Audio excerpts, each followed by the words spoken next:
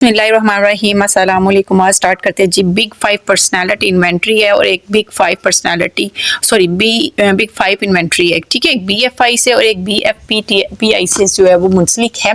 आज हम बात करेंगे BFI पे। BFI जो है वो एज़ कम्पेयर टू BFI2 के जो है वो ज़्यादा वैलिड नहीं समझा जा रहा, लेकिन थोड़ी सी चेंजिंग के साथ इसे दोबारा जो रिवाइज़ किया गया था। जैसे कि आप जानते हैं, इसको सबसे पहले जो है वो अर्नेस्ट ट्यूब्स ने और जो है रेमंड क्रिस्टल ने 1961 में इंट्रोड्यूस करवाया था, और लेकिन एकेडमिकली सोशल जो एटमॉस्फेयर में इसको वो नहीं ला सके थे 1980 तक। लेकिन फिर 1990 में 1990 में JM डिगमैन ने जो है वो इसे 5 फैक्टर मॉडल के तौर पर पर्सनालिटी का जो है वो एडवांस मेथड के साथ जो है वो इंट्रोड्यूस करवाया, और जिसके अंदर जो है वो लुइस गोल्डबर्ग भी जो है उसने बहुत ज़्यादा जो है हाई लेवल पर काम किया और इसको एक ऑर्गेनाइजेशन के तौर तक जो है वो इसको इंट्रोड्यूस करवाने की कोशिश की। और ये डिफरेंट जो सदियाँ जितनी भी गुजरी उसमें मुख्तलिफ लोगों ने मुख्तलिफ तरीके से इसमें जो है वो वेरिएशन लेके आए, लेकिन फिर भी अर्नेस्ट ट्यूब्स को जो है रेमंड क्रिस्टल को ही इसका जो है वो इन्वेंटर माना जाता है। उस दौर के साइकोलॉजिस्ट जो पर्सनालिटी साइकोलॉजिस्ट है, उनको बड़ा ही ये उनके लिए क्यूरियोसिटी थी, जानने की कोशिश करते थे कि क्यों एक पर्सन A जो है और पर्सन B जो है एक ही सिचुएशन में डिफरेंट तरीके से बिहेव क्यों करते हैं। तो इस क्वेश्चन को सामने रखते हुए उन्होंने बेशुमार स्टडीज़ की, रिसर्चेस की, और उसके बाद जो है वो फाइनली उन्होंने बिग 5 पर्सनालिटी इन्वेंट्री जो है वो इंट्रोड्यूस करवाई। तो और इसलिए जो है वो इसको जो एक बड़ी रिसर्च के बाद ही जो है वो सामने लाया गया। ये नहीं कि 2-3 रिसर्चेस के बाद ही जो है वो एक कोई खातर खा नताइज निकाली गए। अब इसमें जो है 5 कैटेगरीज को जो है उन्होंने मेन टारगेट किया था, जो कि सबसे ज़्यादा है उसकी बेस पर जो है आप इसको मुख्तलिफ ऑर्गेनाइजेशन में यूज़ करके जो है वो ये जान सकते हो कि कौन सा बंदा किस जो है वो जगह पर जो है एडजस्ट कर सकता है। तो ये जो है वो बहुत ज़्यादा इस्तेमाल होने वाला टेस्ट है। सब फिर काम में एजुकेशन सिस्टम में इस्तेमाल होने के बाद इसके जो है वो कुछ और भी जो है वो बेनिफिट्स है, और इसमें जो है वो जेंडर डिफरेंस आता है, जिसमें जो कि औरतों में जो है वो ज़्यादातर जो है वो कौन से जो है वो पाए जाते हैं, मतलब न्यूरोटिसिज्म, एग्रीबलनेस, और उसके अलावा ओपननेस टू फीलिंग जो है वो औरतों में ज़्यादा एज़ कम्पेयर टू जो मैन है उसमें असर्टिवनेस और ओपननेस टू आइडियाज़ ज़्यादा पाया जाता है। अब इसकी बाकी जो है वो कैटेगराइजेशन के बारे में फर्दर पढ़ते हैं। सबसे पहले जो है जी इसकी 5 जो आते हैं इसकी कैटेगरीज या 5 इसमें जो उन्होंने पर्सनैलिटी बताई हुई हैं वो हैं, सबसे पहले ओपननेस टू एक्सपीरियंस है। ओपननेस एक्सपीरियंस जो है ये जो है बहुत ही इंपॉर्टेंट है। इसमें जो है वो जो बंदा है कि वो कहते हैं वो किस तरीके से जो है वो किसी भी सूरत हाल के पेश आती है, तो वो उसकी सोच क्या है उस वक्त, और वो किस तरीके से वो अपना जो है वो इजहार करता है अपने ख्याल का। तो इस पर तो ये रिजिड बिल्कुल नहीं होते हैं, बहुत ओपन होते हैं, आर्ट के बहुत अच्छे हामिल होते हैं, ओपन माइंड होते हैं, बहुत ज़्यादा फ्लेक्सिबल एटीट्यूड होता है। फिर आगे जो ओपननेस जो एक्सपीरियंस है, यानी कि आप किसी भी बंदे को कैटेगराइज कर सकते हैं, यार ये बड़ा ही जो है वो एक सोशल वर्कर जो होता है ना, जो हर चीज़ में जो है जी वो कहते हैं इंटरफेयर नहीं, हर चीज़ में जो जंप लगा के बंदा कहता है मैं ये काम कर लूँगा, तो उससे शौक होता है कुछ न्यू से न्यू करने का, तो हम उसको कैटेगराइज कर सकते हैं जी ओपननेस टू एक्सपीरियंस। इसमें भी 2 कैटेगरीज आती हैं, आप उसकी डिस्कस करते हैं। अच्छा जी, हाई होता है high on openness and low on openness. जो हाई ऑन ओपननेस होते हैं ये बहुत ही ज़रा जो क्रिएटिव आइडियाज, जैसे कि पहले बात की है कि ओपन टू माइंड है, तो आर्ट काम का बड़ा अच्छा, इमेजिनेशन बहुत अच्छी होती है, क्यूरियस होते हैं किसी चीज़ को जानने के लिए। फिर इसमें जो है वो रिस्क लेते हैं कि ये काम करना चाहिए, ये नहीं होता पहले डर के साइड पे बैठ जाना, इस तरह नहीं करते हैं, डिफरेंट से डिफरेंट आइडियाज़ को जो है वो इंट्रोड्यूस करवाते हैं। जबकि जब लो ऑन ओपननेस है ना, ये लोग जो है ना वो थोड़े जो है ना रूड किस्म के होते हैं, रिस्ट्रिक्टेड होते हैं, रिजिड होते हैं, ये लोग फन इंजॉय नहीं करते, एक रूटीन जो बनी हुई है उसी को सेट करते हैं और उसके अकॉर्डिंग उठते हैं, सोते हैं, बैठते हैं, खाते हैं, बहुत ज़्यादा क्रिएटिव नहीं होते हैं, ना इनके अंदर कोई क्यूरियोसिटी पाई जाती है कुछ करने की। फिर ये डाउन टू अर्थ होते हैं, ये मीन कि ये जो लकीर के फ़कीर लोग नहीं होते उसी को पीटे जाते हैं। जैसे कि हमारे यहाँ एजुकेशन सिस्टम जो है वो एक जो है वो डाउन टू अर्थ जो है वो चल रहा है, क्योंकि उसमें जो है हम यही कर रहे हैं, कॉपी पेस्ट कर रहे हैं, हम कभी भी कुछ न्यू इन्वेंट करने की कोशिश नहीं कर रहे हैं, जिसकी वजह से हमारे बच्चे जो है वो लकीर के फ़कीर बनते जा रहे हैं। फिर फ्लेक्सिबिलिटी नहीं इनमें किसी भी किस्म की होती है कि किसी भी माहौल में एडजस्ट करना, मतलब एक यानी कि जिस तरह मैंने बताया उन्होंने अपना एक जो है वो क्रिएटिव माहौल बना लिया होता है। फिर आता है जी कॉन्शियसनेस। इसमें जो लोग होते हैं ये बहुत ऑर्गेनाइज्ड होते हैं, वेल डिसिप्लिन होते हैं, वो हर सिचुएशन में बड़ी केयरफुल से होते हैं, प्लानिंग के साथ काम करते हैं, और चाहे लड़का है या लड़की है तो आप उसके बहुत ज़्यादा जो है डिसिप्लिन देखेंगे उसको। इसमें भी हमें हाई और लो मिलता है कॉन्साइंटनेस। उसमें सबसे पहले जी जो हाई है उसमें हार्ड वर्किंग बहुत ज़्यादा होते हैं, ठीक है। उसके बाद जो नीट होते हैं, सिस्टमेटिक तरीके से ये काम कर रहे होते हैं, परफेक्शनिस्ट होते हैं, जो चीज़ जैसे चल रही है उसको ओके करते हैं, यकीन के काबिल होते हैं ये लोग, और डेलिब्रेटेड होते हैं, यानी कि बहुत ज़्यादा जो है वो किसी काम में जो है वो करने में सॉर्टिंग जो होती है ना एक बंदे में जो है सॉर्टिंग, जो पर्सनैलिटी बड़ी अच्छी है, मतलब किसी चीज़ को तसख्खुर, मतलब किसी चीज़ को तसख्खुर करना या उसकी जो है वो इन्वेंशन करना, उसकी चीज़ के अंदर जो है वो बड़ा ज़्यादा जो है उनकी क्यूरियोसिटी होती है। जबकि जो लो होते हैं वो जो है वो कोई गोल नहीं होता है, यानी कि ना उनके पास कोई प्लान होता है ना कोई गोल होता है। एंटी सोशल, यहाँ पे हम ये कहेंगे कि इनका सोशली जो बिहेवियर है ना लोगों के साथ अच्छा नहीं होता। कभी कभी ये क्रिमिनल एक्ट भी कर जाते हैं और कुछ ऐसे काम कर जाते हैं जो आपकी सोसाइटी के अगेंस्ट होता है, और ये यकीन के बिल्कुल काबिल नहीं होते। अब बात करते हैं जी एग्रीबलनेस। इससे एग्री से ही आपको पता चल रहा है, इसमें भी लो और हाई है। ये लोग जो होते हैं जो है वो बहुत ज़्यादा जो है वो अच्छे होते हैं इसमें, और बुरे भी होते हैं। जैसे कि हमेशा के एक पर्सनालिटी ट्रेट हर इंसान में जो है वो डिफरेंट होगी। तो ट्रस्ट के काबिल होते हैं, कोऑपरेटिव होते हैं। जबकि हाई में अगर हम देखें तो ये बड़े हेल्पफुल होते हैं, दूसरों की मदद करने वाले होते हैं, फ्रेंडली माहौल होता है, अपनी जो है वो ख्वाहिश को मार कर दूसरों की ख्वाहिश को पूरा करने की कोशिश करते हैं, जैसे कि पाकिस्तान में अक्सर बड़े भाई करते हैं या बड़ी बहन करती है छोटों के लिए। इसी तरह जी कोऑपरेटिव होते हैं, जनरस होता है, यानी कि शेयरिंग इनकी अच्छी होती है, शेयर कर लेते हैं अपनी जो है नेगेटिव थॉट्स को या अपनी नेगेटिव जो इमोशंस है उनको कंट्रोल करने की भी इनमें पावर मौजूद होती है। लो एस्टीम जो आ जाते हैं, जो इनमें लो एग्रीबलनेस होती है, वो बहुत ही सस्पिशियस शक्की मिजाज इंसान होते हैं कि यार तू उत्थे क्यों गया थे, इत्थे क्यों आया, वो सस्पिशियस से लोग, तुमने फ़ोन क्यों नहीं उठाया, या मतलब ज़रा सी बात को जो है वो बढ़ा देना, अनफ्रेंडली होते हैं, ज़रा सी बात पे गुस्सा करते हैं, सेल्फ सेंटर्ड होते हैं, यानी कि अपने ही मरकज़ में महसूर रहते हैं। उनका मतलब यही होता है ये मेरा दायरा कार है और इसके अंदर जो है वो जो भी रूल्स रेगुलेशंस हैं वो मेरे हैं। अनकोऑपरेटिव बिल्कुल भी केयरिंग नहीं होते, कोई शेयर नहीं करते, वो कहते हैं जो मेरा है जो मेरा ही है। जैसे कि हमारे जो है वो जितने भी सियासतदान हैं जिनके मुताबिक ये हमारा है किसी का नहीं है, वो इसमें आ जाएंगे। फिर वो जो है मैनिपुलेट करते हैं, जितने भी उनके रिलेशनशिप होते हैं, सोशल रिलेशनशिप, उनमें जो है वो उतार चढ़ाव का जो एक नाप तोल है वो उनकी लगी रहती है। फोर्थ वन इज है जी एक्स्ट्रावर्डियन। एक्स्ट्रावर्डियन से ही है किसी चीज़ का एक्स्ट्रा ज़्यादा होना आपकी पर्सनालिटी के अंदर। इसमें भी लो और हाई दोनों शामिल है। एक्स्ट्रावर्डियन जो होते हैं ये लोगों के बीच में घुलना मिलना बहुत पसंद करते हैं। इनकी कोशिश होती है कि हम जो है वो किसी भी पार्टी की जो है शान बन जाए, समझ लें कि सेंटर ऑफ जो है वो अटेंशन बन जाए। तो और बड़े फ्रेंडली होते हैं, हर चीज़ को एडजस्ट करने वाले होते हैं। अगर देखा जाए जो बॉलीवुड के लोग हैं वो ज़्यादातर जो है वो किसी ना किसी गॉसिप को जो है वो 2-3 दिन बाद ओके कर देते हैं ताकि हम लोगों की अटेंशन का जो है वो मरकज़ बने रहें। या सोशल मीडिया पे जितने लोग हैं अटेंशन फोकस करने के लिए कितना कुछ नहीं करते। तो ये एक्स्ट्रावर्डियन जो है वो लोग जो होते हैं वो बहुत ज़्यादा जो है वो अपने आप पर जो है वो कॉन्फिडेंस रखते हैं। इनमें जो हाई और लो है, लो में जो है वो आप इंट्रोवर्ट कहोगे और हाई में आप उसको एक्स्ट्रावर्ट में ले जाओगे। तो एक्स्ट्रावर्ट जो होते हैं वो सोशली जो होते हैं वो बहुत ज़्यादा जो है वो कम्युनिटी के साथ शामिल होने वाले लोग होते हैं, बातूनी होते हैं, असर्टिव होते हैं, मतलब कि वो अपनी तरफ से पहले बातचीत शुरू करने को इम्पोर्टेंस देते हैं। जहाँ पे अगर देखा जाए तो पाकिस्तान में लड़के जब लड़की को जो है वो पसंद कर लेते हैं तो वो लड़की तो पता नहीं सालों खामोश ही रहती है, तो लड़का जो है वो उसमें पहल करता है। तो ये एक मजाक की बात के तौर पर, ताकि मैं चाहती हूँ कि पढ़ाई में जो है वो इंजॉय भी होना चाहिए। अच्छा जी, फिर बात करते हैं जी एक्टिव बहुत होते हैं। इनमें एनर्जी यानी कि पावर बहुत ज़्यादा होती है किसी भी काम को करने की, क्योंकि वो हर चीज़ में जो है वो पार्टिसिपेट कर रहे हैं। यार ये भी कर लो कि हम स्कूल और कॉलेज लाइफ में हो गए, आपने देखा होगा एक बच्चा जो है यार पढ़ाई में भी पार्टिसिपेट कर रहा है, एक्स्ट्रा करिकुलर एक्टिविटीज़ में भी कर रहा है, डिबेटिंग भी कर रहा है, यार वो जी सिंगिंग भी कर रहा है। तो वो क्या होता है वो एक्स्ट्रावर्ट, वो यानी कि उसको कोई वो नहीं होता। कहीं पे एक टॉपिक चल रहा है तो अक्सर हमारी दोस्तें होती थी, 2 बंदे बात कर रहे होते थे तो तीसरा जो है खड़े हो गए सुन के उनको जो है ना वो आर्ग्यू करने लग जाता था, मतलब उसे बताने लग जाता था नहीं ये बात ऐसे नहीं ऐसे होगी।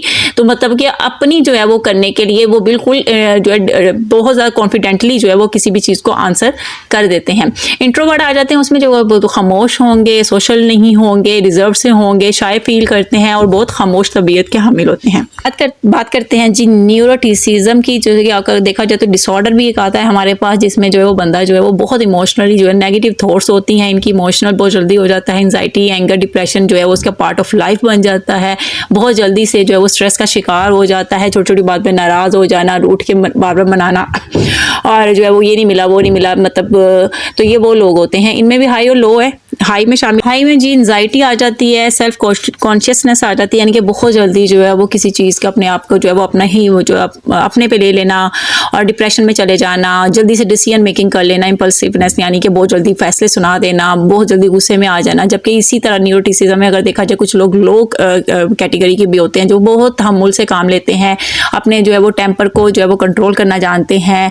उसके बाद अनइमोशनल यानी कि बहुत जल्दी इमोशनल नहीं होते हैं, हार्डी होते हैं, आराम से जो है वो सिचुएशन को टैकल करने की कोशिश करते हैं। शुरू करते हैं जी इसकी स्कोरिंग में सबसे पहले ये इस तरह का एक मैनुअल या स्कोरिंग शीट आपको दी जाती है जिसमें उसकी थोड़ी सी इंट्रोडक्शन और रेफरेंसेस लिखे हुए हैं। उसके बाद जो नीचे आपको आता है जहाँ पे जो उन्होंने बताया हुआ है फेसेट्स बताए हुए हैं, मतलब जो कोरिलेट करती हैं, जो ट्रेड्स होती है ना बंदे की कि ये वाली ट्रेड्स जो है एक्सट्रोवर्जन और इंट्रोवर्जन में पाई जाती हैं। बेसिक उन्होंने वो ट्रेड्स भी बताई हुई हैं आगे जो है वो इसमें आपको नज़र आ रहा होगा BFI में। तो इसमें जो है वो फिर एक्सट्रोवर्जन बेस इंट्रोवर्जन है, यानी कि high score indicate to extroversion and low score indicate to introversion. तो इसी तरीके से ये 5 ट्रेड्स हैं। 5 ट्रेड्स के आगे सब जो स्केल्स सब ट्रेड्स दी हुई हैं जिनको फेसेट्स कहा जाता है वो आपके सामने उन्होंने मैंशन की हुई है। फिर जी इसकी उन्होंने आपको इंट्रोडक्शन दिया हुआ है जो मैंने पहले बताया। फिर आगे से ये उन्होंने सारा मैनुअल आगे बताया हुआ है कि आपको क्या क्या इसमें चेक करना है, जिसको EACNO यानी कि इसको ओशन या कैनोए के नाम से आप याद कर सकते हो। उनकी मेन फर्स्ट एब्रीवेशन जो है ना वो उन्होंने मेंशन की हुई है। और इस तरीके से जो है वो इसको अगर आप इजीली पढ़ लो पहले तसल्ली से तो आपको समझ आ जाती है। और जो है उसके बाद जो है वो आप इसकी स्कोरिंग जो है वो करना स्टार्ट करते हो। इसमें आपको जो है वो एक क्वेश्चनियर दिया होता है जिसमें जो है वो क्वेश्चंस का जो है वो आंसर होता है और आपने जो है वो ऐड करना होता है। लिकट स्केल है, 5 पॉइंट लिकट स्केल है, ये क्वेश्चन आ गए हैं, ठीक है। अच्छा, इसमें आपको उन्होंने दी होंगी रिवर्स स्कोरिंग मतलब जिन क्वेश्चन के आगे उन्होंने R लिखा होगा वो आपको मैनुअल में ऐड है, तो वहाँ पे आपने जाके उनको रिवर्स कर देना है। मतलब अगर जो है वो रिवर्स स्कोरिंग में आगे बताती हूँ। फिलहाल आपकी क्वेश्चन जो है, अब ये मैं 2 क्वेश्चन है आपको जो है वो इनका जो है वो डिफरेंस दिखा रही हूँ। BF1 है और BF12 है, ठीक है। थोड़े से क्वेश्चन इनके जो है वो चेंज हुए हैं, कोई इतना ज़्यादा नहीं है। लेकिन अगर मैनुअल BFPI और BFI अगर मैनुअल जब आपको मिलता है उसमें आपने देख लेना है, एक में स्कोरिंग रिवर्स है और एक में जो है वो एडिशन के साथ है, सम करना होता है। तो ये आपने ईजीली पहले पढ़ना है और देखना है कि यहाँ पर हमें रिवर्स दी हुई है कि सिर्फ सम करना है हमको, तो इसलिए इसमें जो है वो आपको रिवर्स दी हुई है। तो इसकी हम जो स्कोरिंग करेंगे वो रिवर्स के साथ करेंगे। ये BF1 और BF12 का जो है मैं दोनों का जो है वो आपको जो है ये स्कोरिंग शीट्स दिखा रही हूँ, क्वेश्चनर्स भी दिखा रही हूँ। अब ये देखिए, ये नीचे मेंशन है स्कोरिंग पे कि ये आपने रिवर्स करनी है। एक्सट्रोवर्जन में कौन से मतलब क्वेश्चंस है और उसके बाद जो है वो एग्रीएबल में कौन से हैं, कौन सा टेस्टनेस में कौन से हैं। तो इस तरीके से तमाम जो है वो मौजूद है। और ये आइटम नंबर उन्होंने आपको बताया हुआ है कि 14 आइटम्स जो है वो ना उन्होंने इंक्लूड मतलब बताई हुई हैं, 44 आइटम। और ये देखें यहाँ पे जो एग्रीएबल जैसे मैं बता रही हूँ आपको, तो यहाँ पे क्वेश्चंस बताए हुए हैं। 1 जो है वो आपका सिंपल है और 6 को जो आपने R लिखा हुआ है इसका मतलब है 6 पे जो आपका आंसर आएगा ना आपके क्लाइंट का, पेशेंट का, तो वहाँ पे अगर 6 पे उसने आपको आंसर दिया है, सपोज कर लेते हैं 5, तो आपने उसको रिवर्स कर देना है 1 में, क्योंकि 1 2 3 4 5 और 5 4 3 2 1 उन्हीं नंबर्स के नीचे आप जब रिवर्सिंग कर दोगे ना वो इस तरीके, 3 की रिवर्सिंग नहीं है, सिर्फ आपकी जो 5 जो है वो जाएगा 1 में और 4 जो है जाएगा 2 में, 3 वैसे ही रहता है, 2 जो है 4 हो जाएगा और जो 1 है 5 हो जाएगा। ये रिवर्स हो जाएगा, ठीक है। आपका जब आप आंसर शीट पे तमाम आंसर लिखोगे उस वक्त आपने रिवर्स करना है। पहले आपने ये क्वेश्चन या फिल करवा लेना है और इसके जो उसने आंसर दिए हुए हैं वो जब आपने उसको खुद से इंटरप्रिटेशन स्टार्ट करनी है देन आपने जो है उसको रिवर्स कर देना है। तो ये यहाँ पे आपको नज़र आ रहा होगा, ये 1 2 3 4 और 5 और इसकी रिवर्स कर रही हूँ मैं। तो ये देखें 5 जो है वो रिवर्स हो गया 1 में and 3 reverse into 3 and 2 reverse into 4 and the 1 is going to reverse in 5, ठीक है। तो ये इस तरीके से आपकी जो है रिवर्स स्कोरिंग हो जाती है। उसके बाद जो है वो आपने इनको जो है वो सिंपल जो है वो सम करना होता है। जबकि BFPI की जो स्कोरिंग है वो थोड़ी सी जो है वो ना क्रिटिकल तो नहीं है, थोड़ी सी कहते हैं ना वो कोई तुक्के की, उसमें थोड़े से की पॉइंट्स हैं, तो उसके अकॉर्डिंग आप चलोगे तो वो भी बड़े इजीली कर लोगे। तो फिलहाल इसकी तो इतनी टफ नहीं है, सिर्फ रिवर्स है। रिवर्स को आप समझ लोगे, क्वेश्चंस को देख लोगे तो आपको जो है वो इजीली समझ आ जाएगी। अब सपोज कर लें कि मेरा आंसर जो है ना 5 क्वेश्चंस का आया 5, 6 का आया 2, मतलब जो मुझे उसने आंसर किया वो जो ब्लॉक्स हैं, तो मैंने लिकर्ट स्केल में देखा कि इसका इसने 2 किया है कि 3 किया, 4 किया, तो उसके अकॉर्डिंग तो मैंने अब ये आंसर लिख लिया, उसके 5 लिख लिया, 2 लिख लिया, नीचे जो भी आ रहे हैं सपोज करती जा रही हूँ मैं। 1 आ गया है, 3 आ गया है, फिर आपका 2 आ गया है, या आपका जो है वो 4 आ गया है और 5 आ गया है, देन 1 एंड 2। फिर इसको हम कर देते हैं रिवर्स। जब हम इसको रिवर्स करते हैं तो हम इसको चेंज, यहाँ पे ये देखें ऐड हुआ हुआ है। अब मैं इधर से पढ़ूंगी जी आपको रिवर्स कहाँ कहाँ करना है, तो जो मेरे आंसर है मैं उनको देखूंगी, उनमें कोई रिवर्सिंग है देन जो है मैं ऐड कर दूंगी। जैसे कि मैंने वो 2 को 4 कर दिया, 1 को 5 कर दिया है, क्योंकि क्वेश्चन नंबर जो 12 है वो रिवर्स में है, और क्वेश्चन नंबर जो है वो 6 भी जो है वो रिवर्स ऑर्डर में है। बस ये 2 हैं, बाकी देखिए सेम है। तो जो सेम है उनको वैसे ही रहने देना है, और इन दोनों को इन सबको आपस में प्लस कर देना है। ये 2 को प्लस नहीं करना, याद रखिएगा, इसकी जगह आपको 4 प्लस करना है, ठीक है। 5 + 4, 4 + 1 + 3 + 2 + 4 + 5 देन +5 अगेन। वहाँ पे आपने 1 नहीं करना, याद रखिएगा। वो स्कोरिंग में ऐड होंगे हमारे, वो स्कोरिंग में ऐड नहीं होंगे जो ओरिजिनल आंसर्स हैं उनके। तो जैसे ही जो है वो आपका जो है वो आंसर आप निकाल लेते हो, तो आपने ये देखें इधर सब कैटेगरीज, जैसे मैंने बताया कि इसमें उन्होंने आपको फैसेट स्केल्स भी दिए हुए हैं, उसमें बताया हुआ है कि कौन से जो क्वेश्चंस हैं जितने वो किससे जा रहे हैं। जैसे ये नीचे आपको ऐड है हर क्वेश्चन के आगे कि जी ये इससे जो है आप सोशल एबिलिटी कौन सी है, असेप्टिवनेस कौन सी है, एनर्जी लेवल कहाँ पर है, वो किससे रिलेट कर रहा है, कौन से क्वेश्चन है। जैसे एनर्जी लेवल में 11 आवर्स, 26 आवर, 41 और 56 इज़ रिलेटेड टू असर्टिवनेस है। फिर जी एनर्जी लेवल हो गया, सॉरी एनर्जी लेवल से है। देन जो आ जाता है जी रिस्पेक्टफुलनेस है, ट्रस्ट है, ऑर्गेनाइजेशन है, प्रोडक्टिवनेस है, रिस्पॉन्सिबिलिटी है, एंजाइटी है, डिप्रेशन है, emotional, intellectual, aesthetic and creative. तो ये तमाम रिलेट करते हैं आपके मेन जो है वो 5 टू मेन्स के जो है सब स्केल्स, आगे से सब ट्रेड्स आ जाती हैं। तो ये बिग 5 इन्वेंट्री सिंपल है। तो ये आपने आंसर जो है वो आंसर्स को आपने इंडिविजुअली जो है वो आपने प्लस कर लेना है। जैसे कि एक्स्ट्रा वेरिएंट के जितने आए हैं आपने उसके आगे लिख लो, एग्रीबलनेस के जो आए हैं उसके आगे लिख लो, और जो है कॉन्सेंटनेस के जो है उसके आगे इस तरीके आपने 3 पावर ट्रेड्स के लिख लेने, और देखना जो हाई ट्रेड में आ रहे हैं ना वो आपने इंडिकेट करना है जी इसमें ये ज़्यादा है, इस बंदे में ये ट्रेड के जो है वो आंसर पाया जा रहा है, और जिसमें जो है वो इस तरह वो कंपेयर कर लेना है। अगर ऊपर जो है सपोज कर लेते हैं उसका स्कोर जो है वो 15 आ जाता है, दैन नीचे जो है वो 33 आ जाता है, तो आपने इस तरह करते जाते हैं, इंडिकेट करते जाना है, और जो है वो बताते जाना है कि कौन सी पर्सनालिटी ट्रेट जो है वो आपके पेशेंट में बहुत ज़्यादा है। स्कोरिंग आने के बाद जो है वो स्कोरिंग आप 5 ट्रेड्स की देख लेंगे, जिसमें ज़्यादा स्कोर है तो वो हाई है, और जिसमें जो है सबसे कम होगा तो वो लो में जा रहा होगा। और उसके बाद जो है वो आप इसमें जो है वो ऐड कर लेंगे, क्योंकि इसमें क्वेश्चन पे डिपेंड करता है कितने टोटल क्वेश्चन है, आप उसको देख लें। अगर उनका जो है वो अबव क्वेश्चन आंसर जाएगा तो वो एक्स्ट्रा हाई हो जाएगा, और जो है वो इन बिटवीन होगा क्वेश्चन, अगर 40 का है तो 20 हो जाएगा, मतलब और 50 है तो 50 उसका कट ऑफ स्कोर। तो ये आपने इस चीज़ पे जो है वो